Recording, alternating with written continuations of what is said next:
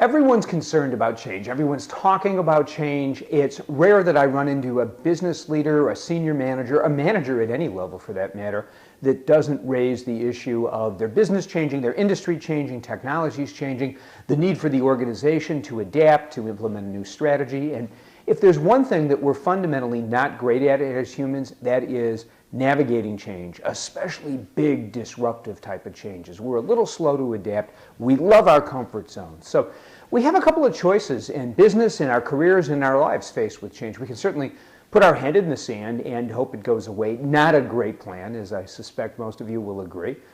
Or we can attempt to adopt what many management teams do, which is the big sweeping frameworks that come from the pundits.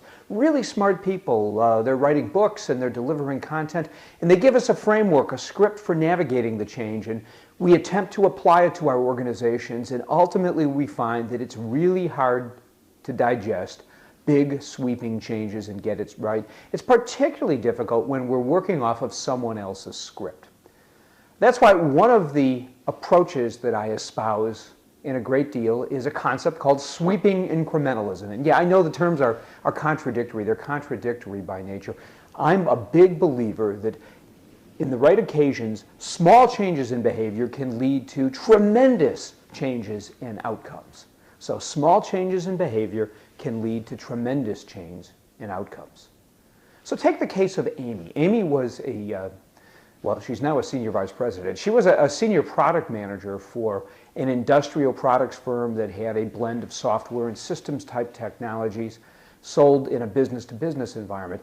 Amy took a look one day at the product pipeline that she and her team were responsible for, and she was concerned. She was concerned that the schedule was filled, the investment dollars were allocated, and you know what? To management, to the customer councils, and to the board, everything looked good. But Amy was concerned that everything kind of reflected a small, and I'll use this term not to contradict myself, but in this case, a small incremental change, a build-on from what was already in existence. In essence, there was nothing new that Amy saw there. So she wondered how to tackle this. She could, of course, go to our senior management and say, the sky is falling, we have a problem here. Meanwhile, they were happy, their results were good, they liked the fact that they had a full product pipeline.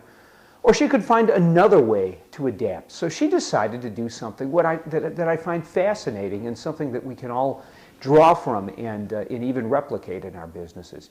She went to her team, she sat down and said, you know what, let's cut our budget to industry events by 50%. And the team groaned.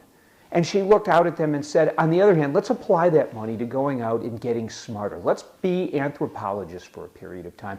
Let's find a number of events and opportunities in industries where we can go out and listen and learn and see what's happening.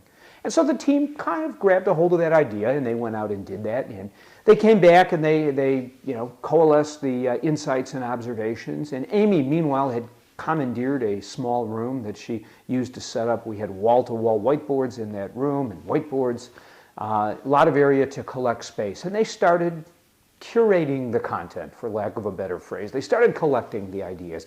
And she sent the team out in round 2 and said, look, let's go out and listen and learn and focus on the question of what might this mean for our customers, for our industries, and for our business. And so they did, and they came back with some ideas. And suddenly the process started to take on a life of its own. In the meantime, Amy had very deftly maneuvered a number of her executives into this room to show them what the team was looking at, what they were thinking. They weren't spending all of their time doing this, but they were changing the view just enough to broaden the company's perspective.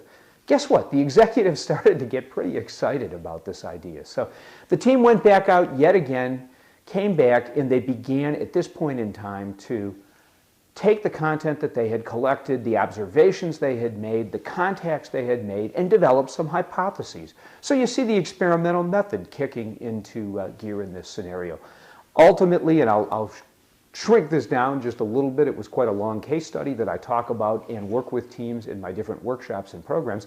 Ultimately, they came up with a couple of key hypotheses. They gained the support because Amy had so deftly and adeptly maneuvered senior management into supporting the initiative. They gained the support to run some experiments. And fast forward about 18 months, this little initiative of Amy's where she wanted to change the firm's and the team's view because she was worried about the fact that the business was going to miss something? Well, they had identified a number of new opportunities.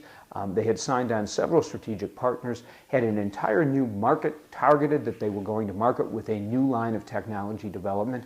And I can tell you that a few years after this, Amy's work continues to pay dividends for the firm. She continues to operate at a much higher level in the organization. So she did something really simple, but not simplistic. Sweeping incrementalism. She decided to change the view. She navigated with the tools that she had at her disposal, helped the team gain intelligence and insight.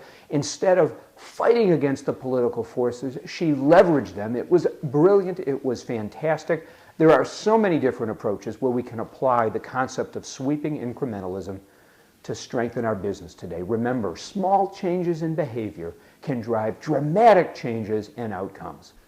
I love to work with organizations, management teams, senior leaders, mid-level management, product teams, project teams on finding unique and innovative ways to drive and promote successful change. The concept of sweeping incrementalism is a great keynote topic. It's a great workshop topic for a change in your business for the better, sweeping incrementalism.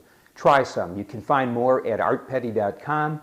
Feel free to reach out. I'd love to chat with you about how we can help change your business for the better.